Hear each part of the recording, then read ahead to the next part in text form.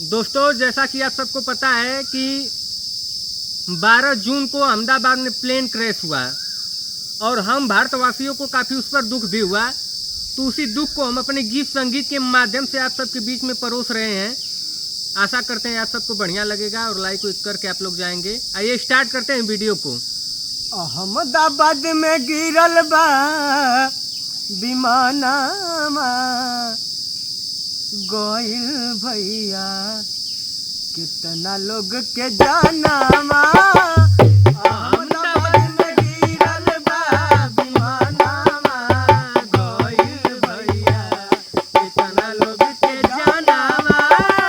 अहमदाबाद में गिरल बा विमानमा, गइल भैया कितना लोग के जानामा।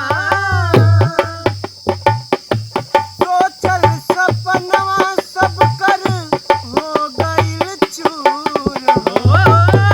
सोचल सपनवा सब कर हो गइल चूर हो।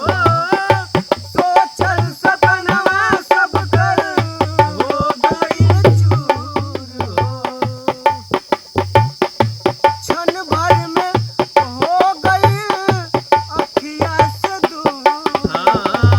क्षण भर में हो गइल अखिया से दूर हो।